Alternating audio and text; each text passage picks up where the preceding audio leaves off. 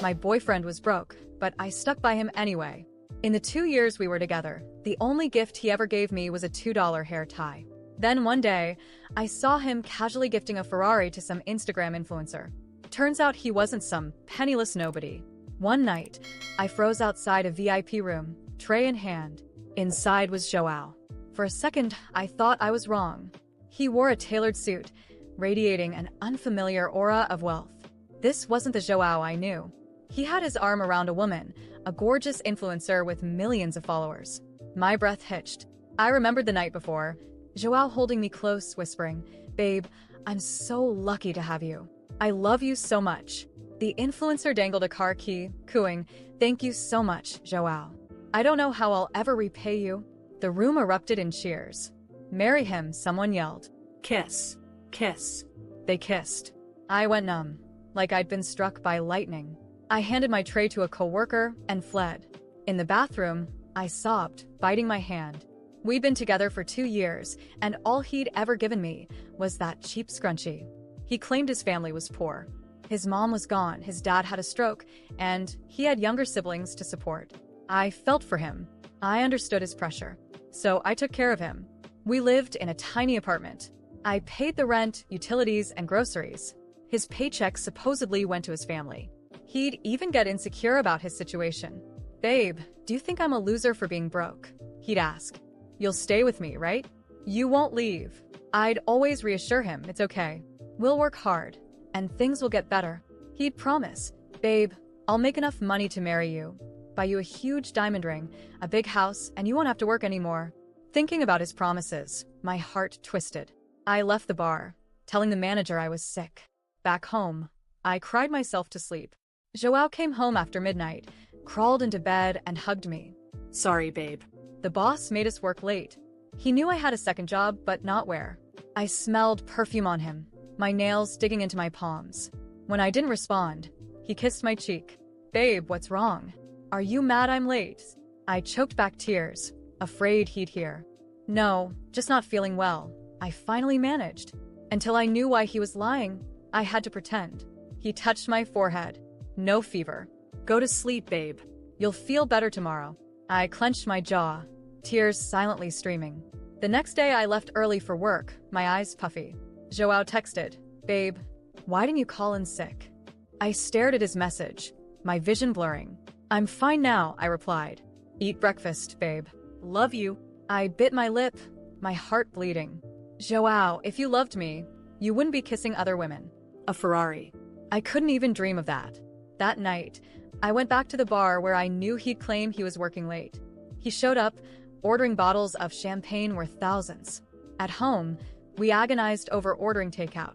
At restaurants, we only ordered vegetables, too afraid to splurge on meat. I delivered his drinks. He still sat in the center, the influencer by his side. My coworkers whispered about the wealthy men in that room, all deferring to Joao like he was some big shot. In my uniform, heavy makeup, and a mask hidden in the dim light, Joao didn't recognize me.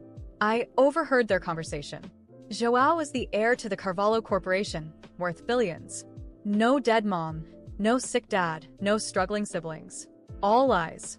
Then I heard someone ask Joao, "Are you still with that broke girl Mariana?" Another chimed in, "You've been stringing her along for 2 years. Don't tell me you actually fell for her." Joao scoffed. "Fall for her? That cheap, tacky girl. She's not even fit to be my maid." My heart shattered. I looked at my rough hands, calloused from work and chores. My most expensive possession was my second-hand phone. Then I looked at the influencer, her skin flawless, her clothes designer. We were worlds apart. I wasn't even good enough to be his maid. "Then why not dump her?" someone asked. Joao smirked. "When I'm done playing with her," he continued. "She's such a clueless idiot." I casually mentioned a Patek Philippe watch, and now she's saving up to buy me one. She eats ramen every day, wears cheap clothes, and gets excited over a $2 scrunchie. He added cruelly, "She's like a dirty, used rag, good for wiping your shoes." The influencer giggled. "Don't insult yourself, Joao, by even comparing yourself to that kind of trash." He stroked her hand. "Of course, darling. She's not fit to lick your boots." The room roared with laughter. Joao laughed too, his eyes filled with contempt. I clutched my chest, barely breathing, my limbs trembling. A dirty, used rag. I looked at the scrunchie on my wrist, biting my lip. I pretended to love it because I didn't want to hurt his pride. What girl wouldn't want a real gift from her boyfriend? He twisted my sincerity into a joke. I stumbled, accidentally stepping on the influencer's foot. She slapped me. You clumsy idiot. Watch where you're going. I apologized, head bowed. But she poked my head, screaming, "Get on your knees and apologize."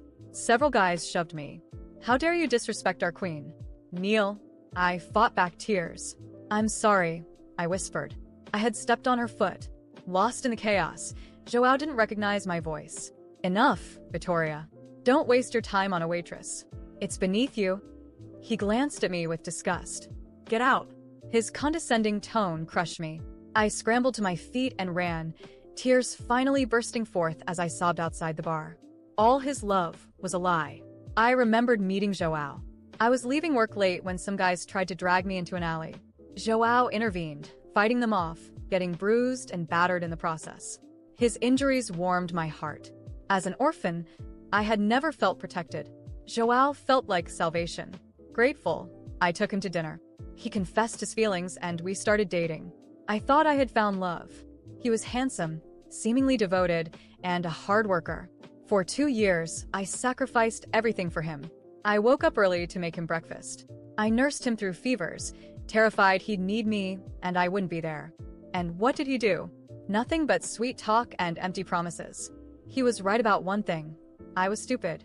Stupid for being so thoroughly deceived. I stumbled home, numb. Joao was sitting on the couch, wearing the faded matching t-shirt I had bought him. He stood up as I entered. "Babe, my coworkers took me out for barbecue. I brought some home for you." He pointed to the takeout and a 6-pack of beer, grinning. "The boss gave us this." He looked so thrilled, like he'd won the lottery. I stared at him, remembering him ordering $1,000 champagne without blinking. My bonus was $200 this month. Awesome, right? When I didn't respond, he tried to hug me. "Babe, what's wrong?" The memory of his kiss with the influencer made my stomach churn. I doubled over, dry heaving. I hadn't eaten all day. He knelt beside me, worried. "Babe, are you sick? Let's go to the hospital." His concern felt like a cruel joke. If I hadn't seen the truth, I would have fallen for it. I shoved the barbecue and beer into the trash. He frantically retrieved them. "What are you doing? This was expensive." I closed my eyes. How long would he keep up the act? I opened Amazon, showing him a bottle of toner I had been eyeing but couldn't afford. "I want this. Can you buy it for me?" He looked at the price, slapped his forehead, and said, "I'm sorry, babe. I'm so useless I can't even buy you what you want." So sincere, so remorseful. If I hadn't seen it with my own eyes, a $25 bottle of toner was too expensive, but a Ferrari was nothing. In his eyes, I was a cheap woman, unworthy of even basic skincare, and I treated him like a king. I laughed, tears streaming down my face. He thought I was crying because he couldn't buy me the toner. "Babe, don't be sad. I'll save up, okay?" "Don't cry," he promised. "When I make more money, I'll buy you anything you want, even if it costs $100. He added softly, "Your tears break my heart." His tender words brought back the sting of his insults, his disdain. The way he had looked at me like trash when the influencer demanded I kneel. He was a monster. I pushed him away, my eyes blazing. "We're breaking up." Panic filled his eyes. "Don't be mad. I'll save up next month, okay, babes?" I wanted to rip off his mask. I wiped my tears, my throat raw. "Joao Carvalho, I'm just a dirty used rag, right? Why bother lying anymore?" I didn't expect him to respond. In fact, I was prepared for him to deny everything, to try twisting the truth as he always did.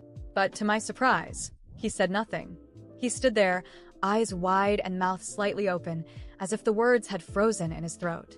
That's when I realized something. He knew he was cornered. I had finally seen Joao's true face. His silence was the last straw. I laughed, but it wasn't a happy laugh. It was bitter, sharp, full of pain and disdain. "You're not even going to try to explain?" I asked, my voice trembling. Not with sadness, but with anger. "You're not even going to pretend this is all a misunderstanding? That you love me, and everything I heard was just one big mistake?" He took a step back, raising his hands like he was defending himself. "Babe, it's not what it looks like. It's not what it looks like." I interrupted, my voice rising. I saw it with my own eyes, Joao. I heard you say I'm a dirty, used rag. I heard you laugh at me, at everything I sacrificed for you. And now you have the audacity to stand there and act like you can fix this with another lie. He tried stepping closer, but I raised my hand, pointing at him like a stop sign. Not another step, I shouted. I want you out of my house. Now. Babe, please, he begged, his voice finally showing a trace of desperation. I can explain. I was drunk. I didn't know what I was saying. Oh, of course, you were drunk, I mocked, crossing my arms. Because being drunk is the perfect excuse for humiliating the person you supposedly love, right? It wasn't just what you said, Joao. It was the way you said it, the way you looked at me. Like I was nothing. Less than nothing. He dropped to his knees on the floor, grabbing my hands. Please, babe. I made a mistake. I was an idiot. But I love you. I've always loved you. You've always loved me? I spat the words like poison. Is that why you gave a Ferrari to that influencer? Why you lied about your family, your life, everything? You manipulated me, Joao. You made me feel sorry for you, made me sacrifice everything, while you lived a double life as some spoiled billionaire. You think that's love? I pushed him away, pulling my hands free from his grip. He fell back, sitting on the floor, his eyes locked on mine, not with regret, but something else. Something he couldn't hide. Arrogance. The certainty that somehow he could still control me. You're not going anywhere, he said, his voice suddenly cold, missing the pleading tone from before. This house? Everything you have? It's mine because you wouldn't be anything without me. I laughed again, this time louder, harder. Nothing without you? Joao, have you forgotten who paid the rent for 2 years? Who worked 2 jobs to keep this house running while you sat around, spending money on other women? I'm the only reason you had a roof over your head while you pretended to be broke. He tried to stand, but I was faster. You know what's funny? I continued, my voice sharp. While you were laughing at me with your friends, I was here, thinking about how I could save more to help you. I gave up basic necessities to make sure you had everything. And, you know what I just realized? I'm not the dirty, used rag, Joao. You are. The words hit him like a slap. For the first time, he had nothing to say. He just stared at me, and I saw something else flash in his eyes. Fear.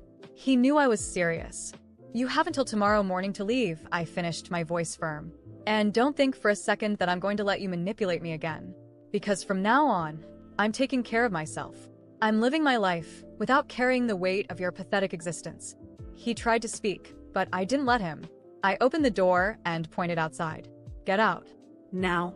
He hesitated, but finally stood up. He grabbed his things, and before leaving, he looked at me one last time, as if hoping I'd change my mind. I didn't. I simply closed the door in his face. That night, I sat on the couch with a bottle of wine I'd been saving for a special occasion. Because honestly, the end of that toxic relationship deserved a celebration. And for the first time in 2 years, I felt something I thought I'd forgotten. Peace. Looking back, I realized I was blind. That I ignored all the signs because I wanted to believe the best in someone who only saw me as a tool. But never again. Never again will I let anyone treat me like that. Because, in the end, I deserve so much more than he could ever offer. And now, finally, I'm free. I was determined to leave it all behind. I didn't want to think about Joao, his lies, his humiliations, or the years I'd wasted with him. But as the days passed, the sense of injustice gnawed at me. He had used me, manipulated me, and tossed me aside like trash, all while continuing his luxurious life without any consequences. I needed to let it out. One sleepless night, I grabbed my phone and wrote everything down on an anonymous forum. I didn't use names, just shared the story as it happened. How he pretended to be poor, how I supported him for 2 years, and how I discovered his true identity at the bar, where he publicly degraded me while flaunting his wealth with an influencer. It was a long post, but each word felt like lifting a weight off my chest. I didn't expect anything. I just needed to vent. The next day, everything changed. My post had gone viral. Thousands of people were commenting, sharing, outraged by what they had read. Some curious users pieced together the clues, investigated, and uncovered Joao's identity. It didn't take long for his name to be tied to the story, and his reputation began to crumble. People started sharing details about him. Photos of lavish parties, extravagant trips, gifts for other women. Comments flooded social media, calling him a liar, manipulator, and an exploiter. The influencer he was dating got dragged into the controversy, and the internet caught fire. Some people began tagging his family's company, questioning how someone so devoid of character could represent such a prominent corporation. As all this unfolded, messages started pouring in. Some were supportive, others offered advice. Among them, a lawyer reached out. He told me that, based on what I described, we had grounds to sue Joao. You lived with him for 2 years. That qualifies as a common law relationship in many places. And considering he hid his true financial status while you supported him, you can claim half of the assets acquired during that time. I was stunned. I never thought of that. As much as I wanted justice, I feared what might come with a legal battle.